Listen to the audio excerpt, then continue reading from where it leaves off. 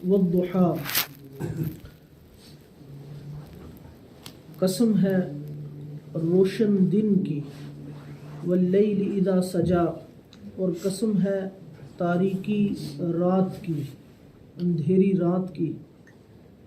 اور اس کا دوسرا ترجمہ والضحا، قسم ہے اے محمد صلی اللہ علیہ وسلم آپ کے روشن چہرے کی، واللیل اذا سجا، اور قسم ہے آپ کی سیاہ گھنیری کالی زلفوں کی۔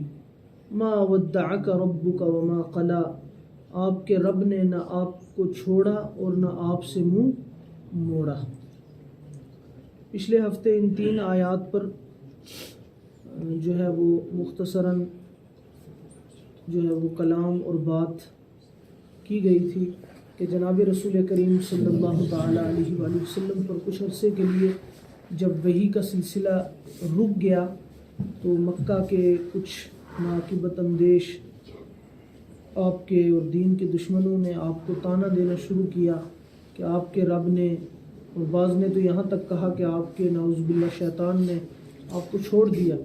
اللہ کے نبی صلی اللہ علیہ وسلم پر یہ ساری باتیں اس قدر اثر انگیز ثابت ہوئی، آپ کی طبیعت پر اس قدر اس کا اثر ہوا کہ آپ پریشان ہونے لگے، کبیدہ خاطر ہونے لگے۔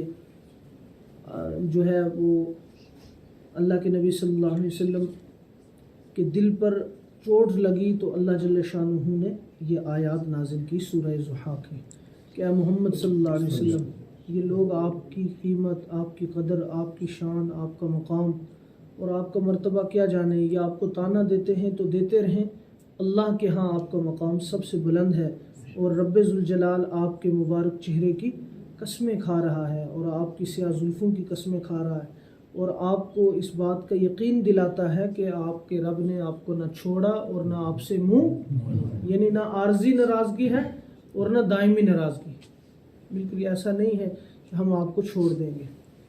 وَلَلْآخِرَةُ خَيْرٌ لَكَ مِنَ الْأُولَىٰ، اور آپ کا آنے والا ہر وقت پہلے سے بہتر ہوگا۔ آخرت دنیا سے بہتر ہوگی، ایک تو اس کا سادہ سا ترجمہ کہ آخرت خیرٌ بہتر ہوگی، لکا آپ کے لیے، من الاولیٰ پہلی زندگی یعنی دنیا سے، یہ تو سادہ سا ترجمہ ہو، لیکن اس کا گہرا ترجمہ یہ ہے، بہت ڈیپلی اگر ہم اس کا ترجمہ اور مفہوم سمجھیں کہ آپ کا آنے والا ہر وقت پہلے سے کہیں زیادہ بہتر ہوگا، یعنی آپ کا اور آپ کے رب کا جو رشتہ ہے وہ ہر آنے والے دن کے گزرنے کے ساتھ ساتھ اور مضبوط اور سالڈ ہوگا، وہ رشتہ کمزور نہیں۔ اس کو اگر اور ہم تفصیل کے ساتھ سمجھنا چاہیں کہ اے محمد صلی اللہ علیہ وسلم آپ کا ہر آنے والا دن، ہر آنے والا وقت، ہر آنے والی زندگی کے تمام مرحلے گزشتہ زندگی سے کہیں زیادہ بہتر ہوں گے۔ آپ عالم ارواح میں تھے تو آپ کی روح سب سے فائق تھی، سب سے بلند تھی، لیکن جب آپ دنیا میں آئے تو آپ کا دنیا میں آنا عالم ارواح میں رہنے سے زیادہ بہتر تھا۔ پھر جناب رسول کریم صلی اللہ علیہ وسلم جب جو ہے پیدا ہوئے تو آپ کا پیدا ہونا وہ ماں کے پیٹ میں رہنے سے زیادہ بہتر تھا۔ پھر جب آپ بچپن کی زندگی سے لڑکپن میں ہوئے تو وہ زیادہ بہتر تھا، اور آپ کا لڑکپن اور نوجوانی تو بہت مبارک تھی، لیکن جب آپ پورے جوان ہوئے اور آپ کو نبوت ملی تو اور آپ کی شان بلند۔ آپ غار ہیرا میں اکیلے بیٹھ کر رب کی عبادت کرتے تھے، سوچ وچار میں میڈیٹیشن کرتے رہتے تھے، فکر کرتے رہتے تھے، اور دنیا کی ان تمام نعمتوں پر اور قدرت کی صنائی اور تخلیقی جو رب تعالیٰ کی کارکردگی ہے، جو کچھ بھی اللہ نے بنایا اس پر غور کرتے تھے، تو وہ وقت بھی بہت اچھا تھا۔ لیکن جب جبریل امین نے آ کر آپ پر اقرا بسم ربک الذی آیات اتاری تو وہ زندگی اور بہتر ہوئی۔ پھر مکہ میں آپ کو دین دے کر رب نے بندوں کی طرف بھیجا تو وہ زمانہ بہت اچھا تھا، لیکن جب آپ مدینہ منورہ ہجرت کر کے گئے تو وہ اور اچھا ہو گیا۔ تو ہر گزرنے والے دن کے ساتھ بہتری ہوئی۔ بدر میں آپ تھے تو وہ بہت اچھا تھا، پھر احد میں، پھر فتح مکہ میں رسول کریم صلی اللہ علیہ وسلم واپس مکہ مکرمہ تشریف لائے، مکہ بھی فتح ہوا، مدینہ بھی فتح ہوا، اور جہاں ایک آدمی بھی آپ کو ماننے والا نہیں تھا، ہر طرف سے آپ کو دھتکارا جاتا تھا، تنگ کیا جاتا تھا، وہ سارے کے سارے آپ کے سامنے سر جھکا کر، نظریں نیچی کر کے آپ کے سامنے ہلکا بگوشے اسلام ہوئے، اور لاکھوں کا مجمع پھر حجۃ الوداع کے موقع پر رسول کریم صلی اللہ علیہ وسلم کے ساتھ تھا. اور پھر ایسا وقت بھی آیا کہ جو لوگ پتھر برساتے تھے، گالی دیتے تھے، تنگ کرتے تھے، جب اللہ کے نبی صلی اللہ علیہ وسلم کی زندگی جوں آگے بڑھی تو وہی لوگ جو کل تک جان لینے والے تھے، جان کے دشمن تھے، اب وہ آپ کے اشارے پر جان دینے والے، جو کہتے تھے ہم مار دیں گے، مر جائیں گے، لیکن ان کا دین قبول. وہی اللہ کے نبی صلی اللہ علیہ وسلم جب وضو کرتے تھے تو جسم سے لگا ہوا پانی کا قطرہ نیچے نہیں گرنے دیتے. اللہ کے نبی صلی اللہ علیہ وسلم جب تھوکتے تھے تو تھوک زمین پر گرنے نہیں دیتے تھے. اللہ کے نبی صلی اللہ علیہ وسلم بولتے تھے تو ہمتاً متوجہ ہو جاتے تھے. تو اللہ پاک نے ایسی محبت رسول کریم صلی اللہ علیہ وسلم کی صحابہ کے دلوں میں ڈال دی. پھر جب تک آپ جو ہے وہ دنیا میں رہے اے پیارے نبی صلی اللہ علیہ وسلم، تو آپ کی زندگی بہت مبارک، سب سے شاندار تھی. لیکن جب آپ دنیا سے چلے گئے تو قبر کی زندگی آپ کی اس سے بھی اچھی ہوگی، کیونکہ رسول کریم صلی اللہ علیہ وسلم اپنی مبارک قبر کے اندر اسی طرح حیات اور زندہ ہیں جس طرح دنیا میں انسان زندہ. ہر آدمی کی روح تو زندہ ہوتی ہی ہے، لیکن رسول کریم صلی اللہ علیہ وسلم اپنے جسم اور روح کے ساتھ اپنی مبارک قبر کے اندر زندہ. تبھی تو وہاں جا کر ہم سلام پیش کرتے ہیں اور اللہ کے نبی صلی اللہ علیہ وسلم سلام کو سنتے بھی ہیں اور ریپیٹ جواب دیتے بھی. تو وہ زندگی آپ کی دنیا سے بھی اعلیٰ زندگی. پھر میدان محشر میں جب آپ پہنچیں گے آخرت کی زندگی وہ اس سے بھی اچھی ہوگی، وہ اس سے بھی اچھی ہوگی کہ اللہ پاک آپ کو جو ہے وہ شفاعت کا تاج پہنائیں گے اور آپ اپنی امت کی سفارش کریں گے. اور آپ کی اس طرح دنیا کی زندگی تو تھی اچھی، آخرت میں آپ اپنی ساری امت کو لے کر جنت میں جائیں گے. وَلَلْآخِرَةُ خَيْرٌ لَكَ مِنَ الْأُولَىٰ. تو آخرت کی زندگی آپ کی ہر آنے والی جو زندگی کے مرحلے ہیں وہ پہلے سے کہیں زیادہ. تو یہ تعلق جو اللہ کا نبی صلی اللہ علیہ وسلم کے ساتھ ہے، اللہ پاک وہ بتا رہے ہیں کہ آپ کیوں پریشان ہو رہے ہیں اس بات پر کہ دو بندوں نے آپ کو تانا دے دیا اور یہ کہا میں چھوڑا نہیں ہے. ہر آنے والے دن کے ساتھ میرا اور آپ کا اے محمد صلی اللہ علیہ وسلم رشتہ مضبوط سے مضبوط ہوگا اور اثبت بلکہ اور سالڈ ہوتا رہے گا، اور ہم آنے والے ہر وقت کو آپ کے لیے بہتر سے بہتر کرتے چلے جائیں گے. پھر اللہ پاک مزید کہہ رہے ہیں وَلَسَوْفَ يُؤْتِيكَ رَبُّكَ. اب کتنا نبی کے ساتھ اللہ کا رشتہ ہے، کتنا مضبوط ہے، کتنا مضبوط ہے، کتنا تعلق جو ہے وہ نبی صلی اللہ علیہ وسلم کے ساتھ اچھا ہے. اللہ پاک فرما رہے ہیں وَلَسَوْفَ ان قریب يُؤْتِيكَ آپ کو دے گا رَبُّكَ آپ کا رب اس قدر کہ فَتَرْضَىٰ کہ آپ راضی ہو جائیں. اللہ آپ پر اتنی نعمتیں نچھاور کرے گا اور اتنی آپ پر اپنی کرم نوازی اور اپنی عنایات اور احسانات اور انعامات کی بارشیں برسائے گا کہ آپ بس کریں گے، آپ بس کریں گے کہ بس بہت ہو گیا پیارے اللہ، اب حد سے بھی زیادہ آپ نے کیا کر دیا، تجاوز. وَلَسَوْفَ يُؤْتِيكَ رَبُّكَ فَتَرْضَىٰ. یہ ہے تسلی کہ ہن قریب آپ کا رب آپ کو اتنا دے گا کہ آپ راضی ہو جائیں. جو نبی صلی اللہ علیہ وسلم مکہ کے اندر جو ہے وہ پریشان کیا جاتا تھا، میں نے کہا کہ ہر آنے والا وقت وَلَلْآخِرَةُ خَيْرٌ لَكَ مِنَ الْأُولَىٰ. اب اللہ نے دیا کتنا کہ رسول کریم صلی اللہ علیہ وسلم دعا کرتے ہیں. حضرت ابو ہریرہ رضی اللہ کی والدہ آخری وقت میں ہے، وہ ایمان لے آتی. اللہ کے رسول صلی اللہ علیہ وسلم دعا کرتے ہیں کہ اللہ دین کو مضبوط کر عمر بن ہشام یا عمر بن خطاب کے ذریعہ. تو اللہ پاک عمر بن خطاب رضی اللہ کے نام اس دعا کو قبول کرتے. پھر نبی کریم صلی اللہ علیہ وسلم جو ہے وہ بارش کے لیے دعا کرتے ہیں. لوگ کہتے ہیں بھائی سوکھا پڑ گیا، پیارے نبی آپ دعا کریں. آپ ہاتھ اٹھاتے ہیں، صحابہ فرماتے ہیں ہم جمعہ کی نماز میں اللہ کے نبی صلی اللہ علیہ وسلم سے ہم نے بارش کہا کہ اللہ سے دعا کرو جی، بہت روڑا ہے، بہت سوکھا ہے، کیا کریں. اللہ کے نبی صلی اللہ علیہ وسلم نے ہاتھ اٹھائے. صحابہ کہتے ہیں واپس ہم گئے تو بارش میں بھیگے ہوئے گھر پہنچے. تو صحابہ کو کھانے کی ضرورت پڑتی. جناب رسول کریم صلی اللہ علیہ وسلم حضرت ابو ہریرہ رضی اللہ فرماتے ہیں کہ میں وہ بھوک کی وجہ سے پڑا رہتا تھا، اتنی بھوک لگتی تھی کہ میں گش کھا کر گر جاتا ہے. لوگ سوچتے تھے مرغی آ گئی، کوئی پاؤں رکھتا تھا گردن پہ، کوئی ادھر مروڑتا تھا کہ اس کو مرغی ہے. دورے خود فرماتے ہیں وہ دورے وورے نہیں تھے، وہ بھوک کی وجہ سے میں جو ہے وہ گشکیا صاحب نے پسلیٹے کھانا اس طرح. تو ایک مرتبہ جناب رسول کریم صلی اللہ علیہ وسلم نے میری یہ حالت دیکھی، مجھے ساتھ لیا، اور بلکہ میں نے ہی اللہ کے نبی صلی اللہ علیہ وسلم سے مسئلہ پوچھنا چاہا. مسئلہ شسلہ مجھے نہیں پوچھنا تھا، بلکہ میں چاہ رہا تھا چلو جی گھر لے جائیں گے، کو پانی کا گھونٹ، کو لسی، کو دودھ، کو کھجور کچھ ملے گی. اتنی بھوک تھی، چونکہ کوئی گھر نہیں تھا، کچھ بھی نہیں تھا.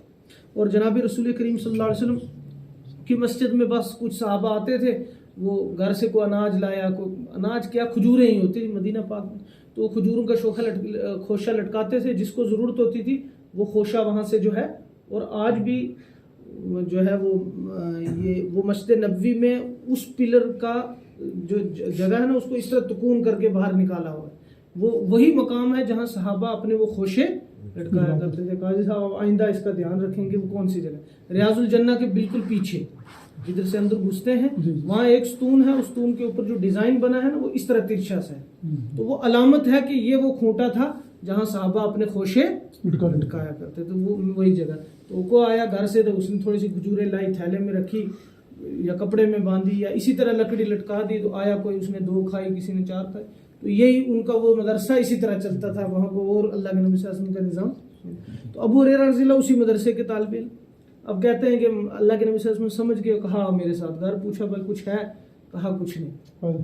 ٹھیک ہے, پھر پتہ چلا کہ بھائی ایک دودھ کا پیالہ کہیں سے ملا. اللہ کے نبی صلی اللہ علیہ وسلم, ابو ہریرہ رضی اللہ فرماتے ہیں میں بڑا خوش ہوا کہ دودھ ملے, پیسا. ٹھیک ہے جی. اللہ کے نبی نے فرمایا کہ جاؤ اصحاب صفہ جو مسجد نبوی میں ہمیشہ اللہ کے نبی صلی اللہ علیہ وسلم کے ارد گرد بیٹھے رہتے تھے پڑھتے, یعنی مدرسے کے اسٹوڈنٹ رسول کریم صلی اللہ علیہ وسلم, جاؤ ان سب کو بلا کر لاؤ. ابو ہریرہ رضی اللہ کہتے ہیں کہ میرے تو اندر پہلے دل کے اندر جو ہے وہ بڑی گدگدی ہوئی تھی کہ پیوں گا, اب وہ 70-80 اور ہیں تو یہ ایک پیالہ تو گیا, میری تو نمبر لگا نہیں, یہ بڑا خراب ہو گیا. تو میں نے سب کو بلایا. اللہ کے نبی صلی اللہ علیہ وسلم نے مجھے کہا ابو ہریرہ پکڑ پیالہ اور ایک طرح سے پلانا شروع کر. اب میں دل میں سوچوں کہ بھائی ایک ہی پی کے گڈم کر دے گا, مجھے کہاں ملے گا. تو پیا ایک نے, اللہ کے نبی نے فرمایا اور پیو اور پیو, رج رج کے ایک نے پیا, پھر دوسرے نے پیا, پھر تیسرے نے پیا, پھر چوتھے نے پیا. 70 سے زیادہ صفہ کے ان تمام صحابہ نے وہ دودھ کا پیالہ بھر بھر کے پیا. وہ دودھ کے پیالے میں دودھ ایک قطرہ بھی کم نہیں ہوتا. اب اللہ کے نبی صلی اللہ علیہ وسلم نے فرمایا ابو ہریرہ اب تو پی, اب کیا کر, تو پی, اب پی تو.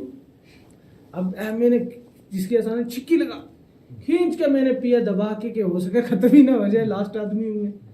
اب میں نے کھینچ کے پیا, پیٹ بھر گیا, تو پیالے میں دودھ ویسے کا اللہ کے نبی نے اور پی, پھر اور پیا, پھر پیٹ بھر گیا, اب جگہ ہی نہیں بچی اندر, کتنا آدمی پیے گا. اللہ کے نبی نے اور پی. اب میں نے کہا یا رسول اللہ صلی اللہ علیہ وسلم اب میری بات ہوگی, اب میں پی. تو پھر وہ پیالہ اللہ کے نبی صلی اللہ علیہ وسلم نے لیا اور پیا, اور پیالہ خالی. یہ اللہ کے نبی کا معجزہ تھا. تو یہ ہے وَلَسَوْفَ يُؤْتِيكَ رَبُّكَ فَتَرْضَىٰ. اسی طرح حضرت جابر رضی اللہ فرماتے ہیں ایک جنگ میں ہم تھے, تو اب جنگ ہے کئی دن چلتی تھی, وار جب ہوتی ہے تو ایک زمانے تک چلتی ہے. آج کا کوئی ایٹمی دور تو تھا نہیں. تو گھر میں نے کوئی گوشت ووشت بنایا تھوڑا سا, کہ اب گھر میں کہا کہ نبی صلی اللہ علیہ وسلم ہے اتنے دن سے جنگ میں ہے تو میں لاؤں گا ان کو مدینہ پاک, تو تھوڑا سا کھانا شانا, چلو جی کوئی روٹی بوٹی ہو جائے گی. تو میں نے آہستہ سے کان میں اللہ کے نبی نے فرمایا کہ آج آپ آئیں گے, تھوڑا سا جو کھانا شانا ہے برکت کے لیے تو کھلائیں گے. اب میں نے اس لیے کان میں کہا کہ تھا ہی تھوڑا سا, اب صحابہ کو کنجوسی نہیں کرتے, جو تھا بس وہ اپنے حساب سے چلاتے. اب اللہ کے نبی صلی اللہ علیہ وسلم نے سب کو اعلان کر دیا کہ آج شام جابر کی دعوت ہے, سب نے چلنا. اب حضرت جابر اس لیے کہتے ہیں میں اندر سے پریشان کہ سدیا ایک کی سادہ سب کی, آپ تو میں گیا مسئلہ کر. اب میں گھر آیا اور میں نے آ کر گھر والوں سے کہا کہ اللہ کے نبی صلی اللہ علیہ وسلم نے کیا کر دیا, گڑبڑ ہو گئی ہے کہ میں نے اللہ کے نبی کے کان میں کہا, انہوں نے سب کو کہا. تو گھر والوں نے کہا کہ بھائی سب کو تو نے دعوت دی تھی, نبی نے دی تھی. بھائی نبی نے دی تو وہ نبی کے مہمان, نبی جانے تو ان کے مہمان جانے, ہمارے ذمہ میں نبی رہے. اللہ کے نبی صلی اللہ علیہ وسلم سب کو لایا. اور جابر رضی اللہ تعالیٰ عنہ کے گھر میں آیا اور کہا کہ بھائی ہانڈی پر سے اپنے جو ہے وہ ڈھکن ہٹانا نہیں, نکالتے رہے اور کھاتے رہے. وہ کتنے تھے, سب کھا پی کر فنش ہو گئے, اور ہانڈی پر سے جب ڈھکن اٹھایا تو اندر گوشت ویسے کا ویسے. روٹیاں بھی کھائی. یہ کیا تھا معجزہ, یہ کیا, یہ عمل کس کا ہے, اللہ کا. کس کے ہاتھ پر ظاہر ہوا, نبی کے. اور نبی کے, کسی بھی نبی کے ہاتھ پر کوئی ایسا جو عقل کے خلاف بات ہو, جو کبھی پاسبل نہ ہو, اور وہ امپاسبل چیز پاسبل ہو جائے, اس کو کیا کہتے ہیں, معجزہ. یعنی ہر بندہ اس سے عاجز ہے, یہ نبی ہی کے ہاتھ پر.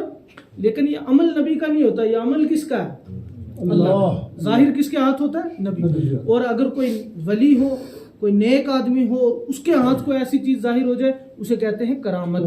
اسے کیا کہتے ہیں, یعنی ان کی یہ بزرگی ہے. اللہ پاک دکھاتا ہے کہ بھائی یہ میرا عمل ہے, میں کبھی کبھی اس طرح بھی لیکن کوئی ضروری نہیں ہے کہ ہر بندہ چاہے کہ اس طرح ہو تو ہو ہی جائے. جب اللہ چاہے گا تب ہوگا.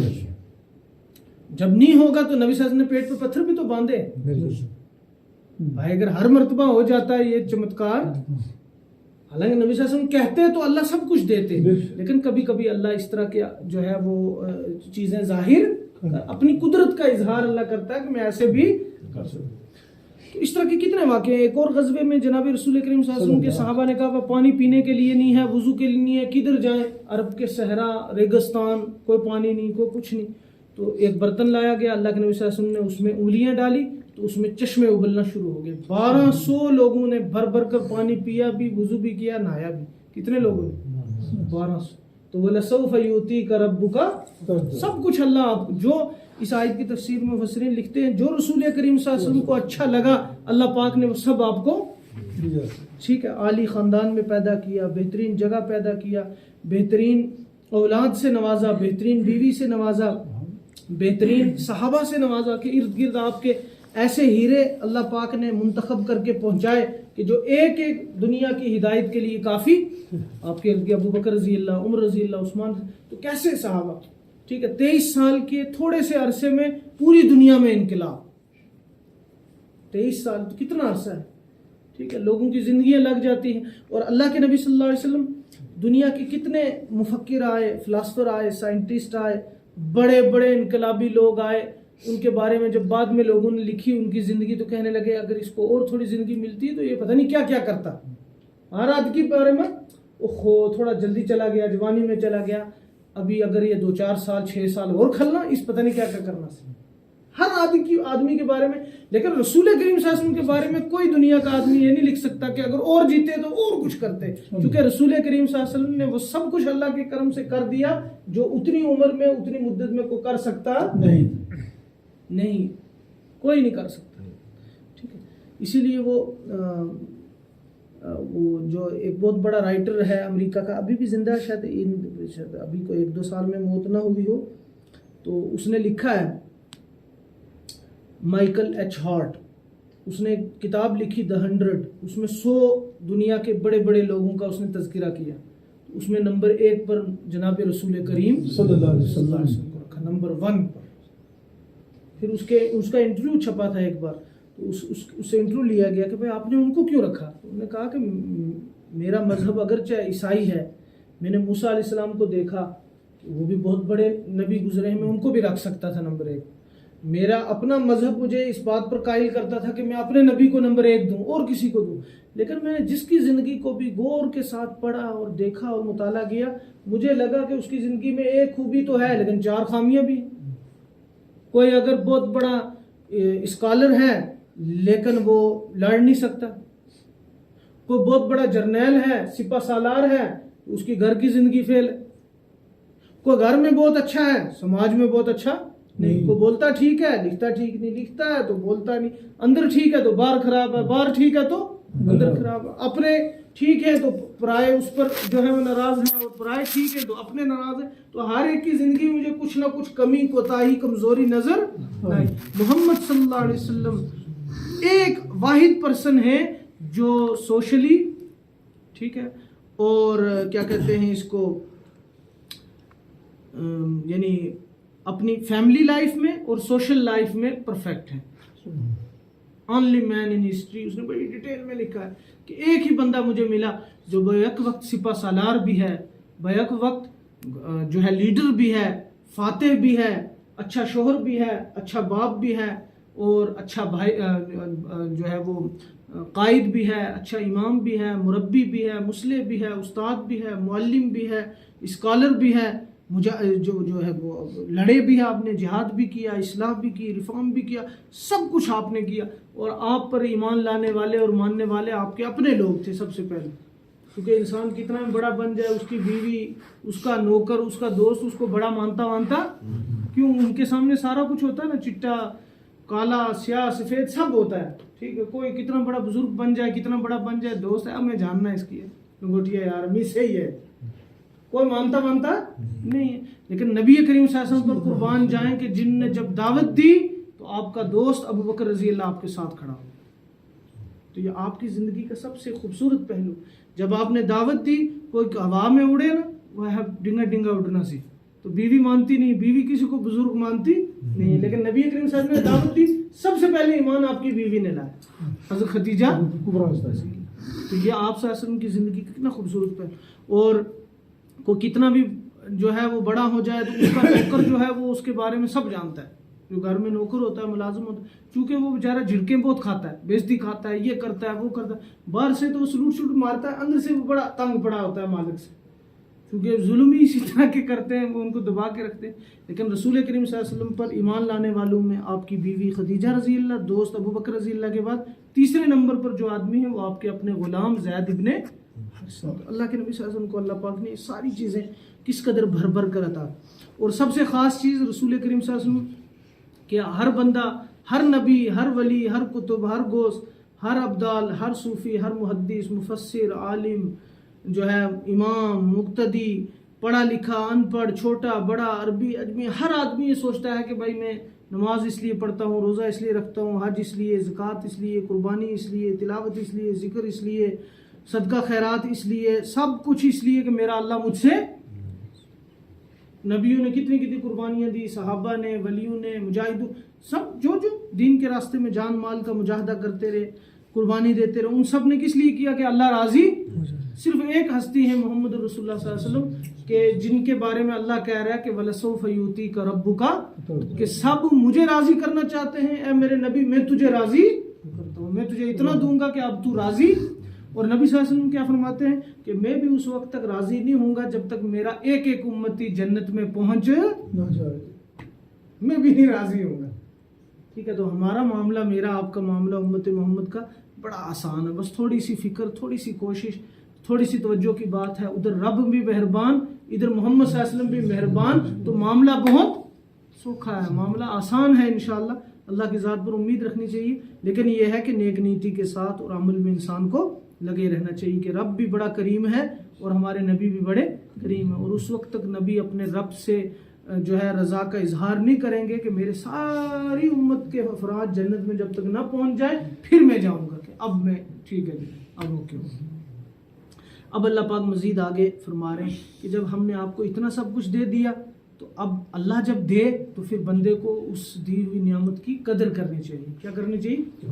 اور اب مخاطب تو نبی صلی اللہ علیہ وسلم ہیں, لیکن سبق میرے آپ سب کے لیے.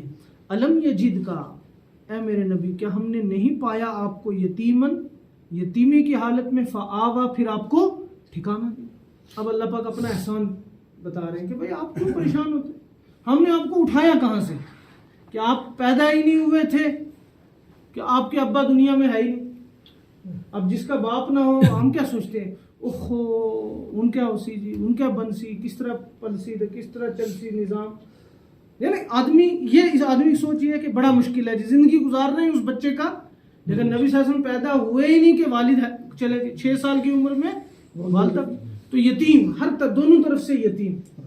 تو اللہ پاک نے کس طرح آپ پھر چچا, پھر دادا کو لگایا, پھر چاچا کو لگایا, پھر جب جوان ہوئے نبوت کا سلسلہ شروع ہو گیا تو آپ کے سارے اخراجات آپ کی بیوی حضرت خدیجہ. تو نبوت ملنے سے پہلے تو اللہ کے نبی صلی اللہ علیہ وسلم کماتے بھی تھے, اللہ کے نبی صلی اللہ علیہ وسلم نے کام بھی کیا, تجارت بھی کی, بکری بھی چرائی, اور بہت سارے کام کیے, وہ ایک لمبا موضوع ہے. لیکن جب آپ صلی اللہ علیہ وسلم نے نبوت کی ذمہ داری سنبھالی تو اس کے بعد آپ کے تمام اخراجات حضرت مائی خدیجہ رضی اللہ, کس طرح اللہ پاک نے سیٹ اپ بنایا. عرب کی سب سے مالدار ترین خاتون آپ کے نکاح میں, چلو جی آپ خدمت میں کرو اور نبی صلی اللہ علیہ وسلم دعوت دین کا کام. تو ایسا سسٹم اللہ پاک نے, کیا ہم نے آپ کو یتیمی کی حالت میں نہیں پایا پھر آپ کو کس طرح ٹھکانہ دیا. تو ہم نے اس طرح آپ کو کہاں سے اٹھا کر زمین سے اٹھایا اور عرش تک آپ کو پہنچایا, آپ کو معراج عطا کی. ووجدہ کا, اور پایا ہم نے آپ کو ضالن بے خبر. ضالن کا ایک ترجمہ ہوتا ہے گمراہ. اصل میں ابھی کبھی یہ پڑھتا ہوں نبی صلی اللہ علیہ وسلم کس طرح گمراہ ہوئے, اللہ کے نبی تو پوری دنیا کے انسانوں کو ہدایت دینے والے ہیں. کبھی جو ہے نا وہ لفظوں کو دیکھ کر کبھی آدمی کو جو ہے پریشان نہیں ہونا چاہیے. لفظ گمراہ کا مطلب ہے راستہ بھولنا. گم میں نے بھول جانا اور راہ میں نے یعنی کوئی راستہ نظر. اور اردو میں ہم جب گمراہ لفظ استعمال کرتے ہیں تو اس کا مطلب ہوتا ہے کہ ختم, یعنی راستے پر آئی نہیں. ایک ہے عربی میں بولنا یا فارسی میں، ایک ہے اس کو اردو میں. وہ پتہ نہیں پھر آپ شاید سمجھیں گے نا، میں تھوڑا سا سمجھا ہوں. ایک وہ مثال کے لیے کبھی کوئی بات سمجھ آتی. ہاسپٹل میں ہم جاتے ہیں تو ہم کسی کا کڈنی کا مسئلہ ہو، ہارٹ کا ہو، تو ہم فیلئر کہتے ہیں کہ ختم ہو گیا. لیکن میرے خیال میں ڈاکٹروں کی اصطلاح میں فیلئر کہتے ہیں کمزور ہے. ایک بار میں پیشنٹ کے ساتھ ہاسپٹل گیا، وہ کہیں جی ہارٹ فیلئر ہے، کڈنی فیلئر ہے. میں پریشان ہو گیا، وہ فیلئر تو کچھ نہیں، تھوڑا بہت. اب چونکہ ان کی ٹرم اپنی ہے، وہ اپنی ٹرم میں فیلئر کہتے ہیں کہ بھائی اس کا ورک تھوڑا سا کمزور ہے. اور ہم فیل کسے کہتے ہیں کہ ختم ہو گیا جی ہو گیا. تو اردو کا حساب الگ ہے، عربی کا حساب الگ ہے. عربی میں زائل ہونا کہتے ہیں ڈلنے کو، اوپر سے نیچے، ٹھیک ہے، نیچے آ جانا، فال جسے انگلش میں کہتے ہیں. ڈاؤن فال کو کہتے ہیں زوال. ڈاؤن فال کو عربی میں کیا کہتے ہیں؟ تو اردو میں زوال کسے کہتے ہیں؟ تباہی، بربادی، بیڑا گرک، اس کی کیا ہے؟ زوال. تو جو زوال کا وقت ہوتا ہے ظہر کا وقت، تو زوال کا مطلب ہے سورج اب ڈاؤن فال ہونا کیا ہو گیا؟ شروع ہو گیا. اس کا مطلب یہ نہیں ہے کہ ایک وہ ٹائم ہے کہ بیڑا گرک لگاؤں. تو اردو اور عربی کے لفظوں میں بڑا کیا ہوتا ہے؟ تو ضالن دیکھو نبی صلی اللہ علیہ وسلم کے لیے استعمال ہو رہا ہے، لیکن اس کا ترجمہ ہم نے گمراہ بھی نہیں کرنا ہے. لیکن اگر ہم اس کو اس معنی میں لیں کہ نبی صلی اللہ علیہ وسلم جب وہ نبوت سے پہلے کے حالات تھے نا کہ آپ کو کچھ نہیں، آپ جاتے تھے رب کو راضی کرنے کے لیے، بڑی اس پریشانی کسی کیفیت میں تھے، کوئی آپ کو راستہ سجھائی نہیں دیتا تھا، کوئی آپ کے سامنے جو ہے وہ پکچر کلیئر نہیں ہو رہی تھی. فہدا، پھر اللہ پاک نے آپ کو راستہ. تو اس کا سب سے اچھا ترجمہ یہ ہے کہ ہم نے آپ کو شریعت کے علم سے بے خبر پایا، پھر آپ کو شریعت کا علم عطا کیا. تو ووجدہ کا، اور پایا ہم نے آپ کو ضالن، شریعت کے علم سے. اب قرآن تو اترا ہی نہیں تھا، شریعت آپ نے پڑھنا لکھنا بھی نہیں سیکھا، تو آپ اس علم سے کیا تھے؟ بے خبر تھے. تو پھر آپ کو یہ خبر اور یہ علم کس نے دیا؟ اللہ. فہدا، پھر ہم نے آپ کو راستہ دکھایا. ووجدہ کا، اور ہم نے پایا آپ کو عائلن، تنگ دست. عائل جس کے پاس کچھ بھی نہیں، کچھ کوئی آپ کا کوئی ایسا بزنس نہیں تھا، آپ کا کوئی ملازمت نہیں تھی، کوئی ماں باپ نہیں، کوئی پراپرٹی نہیں، کچھ بھی نہیں. فاغنا، پھر ہم نے آپ کو بے نیاز کیا. آپ کے لیے ارد گرد ہم نے لگا دیے جان نچھاور کرنے والے، مال چھڑکنے والے، زندگی چھڑکنے والے، کہ ان سب نے آپ پر لگایا اور آپ ہمارے راستے پر چلتے ہیں. اب جب اتنا کچھ اللہ نے کیا ہے تو اب آپ کی کیا ذمہ داری ہے؟ فَأَمَّا الْيَتِيمَ فَلَا تَقْهَرْ. اب اگر کوئی یتیم آپ کے سامنے آئے تو اس کو جھڑکنا نہیں، اس کو جھڑکنا نہیں ہے. تو یتیم کی بڑی جو ہے وہ یتیم کے بارے میں بہت زیادہ وعیدات ہیں. اللہ کے نبی صلی اللہ علیہ وسلم فرمایا جس گھر میں یتیم ہو اور اس کی اچھی طرح دیکھ بھال کی جائے، وہ سب سے خوبصورت گھر ہے اور سب سے اچھا گھر ہے، سب سے بابرکت گھر ہے. جس میں کوئی یتیم ہو اور اس کی اچھی تعلیم، تربیت اور پرورش کی جائے. اور بدترین لوگ وہ ہیں کہ جن کے گھر میں یتیم ہو اور اس کے ساتھ ظلم یا ناانصافی کی جائے، ان کے ساتھ ان کو بدترین کہا. اور آپ نے فرمایا انا میں اور وکافل الیتیمی کہا کازا، میں اور یتیم کی پال پرورش کرنے والا قیامت کے دن ایسے ہوں گے جیسے یہ دو ہوں گے. سبحان اللہ. نماز روزے زکوٰۃ آج کا نہیں تذکرہ ہے، میں اور یتیم کی پرورش کرنے والا. کہ کوئی یتیم ہے، مسکین ہے، مجبور ہے، تو اس کی آدمی جو ہے وہ نیک نیتی اللہ کی رضا کے ساتھ پال پوسنا، اس کی پرورش کرنا، اس کے بارے میں اچھی نیت رکھنا اور اس کی جو ہے وہ ضروریات کو پورا کرنا نبی کریم صلی اللہ علیہ وسلم کے وہ ساتھ ہو. تو اللہ کے نبی نے فرمایا کہ اللہ نے فرمایا کہ اب یتیم اگر آ جائے فلا تقہر، تو اس کو جھڑکنا نہیں. اور جو محبت کے ساتھ یتیم کے سر پر ہاتھ رکھے، سر کے ہاتھ کے نیچے جتنے بال ہیں اللہ پاک اتنے گناہ معاف.